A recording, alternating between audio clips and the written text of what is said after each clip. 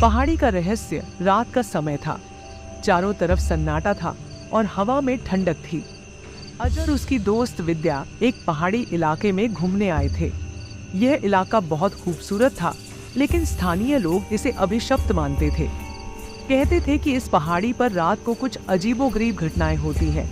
लेकिन अजय और विद्या ने इसे सिर्फ एक अंधविश्वास समझा और घूमने निकल पड़े। अजय बोला, तुम्हें पता है, लोग कहते हैं कि इस पहाड़ी पर रात को कोई नहीं रहता क्योंकि यहाँ किसी की आत्मा भटकती है। विद्या हंसते हुए बोली, अरे ये सब बातें सिर्फ डराने के लिए होती है। चलो और आगे चलते हैं, देखिए क्या खास है इस पहाड़ी में। वे दोनों चलने लगे। चांद की हल्की रोशनी में पेड़ों की परछाइयां अजीब शक्लें बना रही थीं।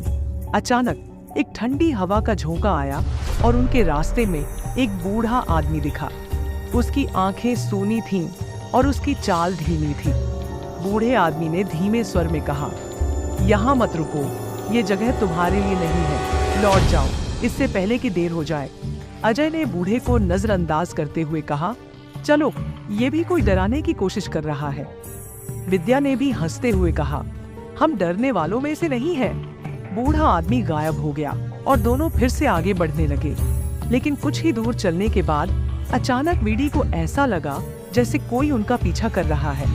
उसने मुड़कर देखा, लेकिन वहां कोई नहीं था। उसकी सांसें तेज हो गईं। अचानक पेड़ों के बीच से किसी औरत की दर्द भरी चीख सुनाई दी।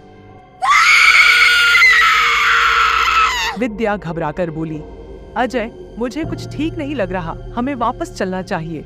अजय भी अब थोड़ा असहज महसूस कर रहा था, लेकिन वह यह दिखाना नहीं चाहता था। अरे, ये सिर्फ जानवरों की आवाजें होंगी। लेकिन तभी दोनों के सामने एक औरत दिखाई दी।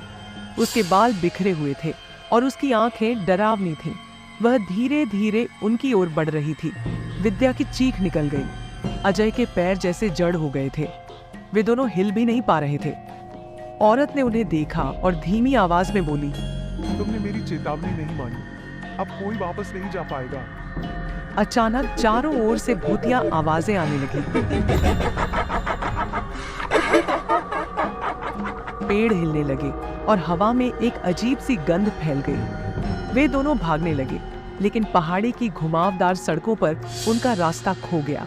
हर दिशा में वही औरत दिखाई देती और उसके साथ कुछ और अनजानी आत्माएं भी थीं। अंततः अजय और विद्या अचेत होकर गिर पड़े। अगली सुबह उन्हें स्थानीय लोगों ने एक चट्टान के किनारे बेहोश पाया।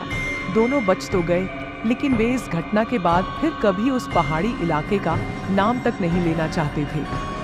तो कैसी लगी आपको मेरी ये भूतिया कहानी? अगर आप ऐसी ही और भूतिया कहानियां सुनना पसंद करते हैं तो सब्सक्राइब करें मेरे चैनल को। ठीक है, अब सो जाओ।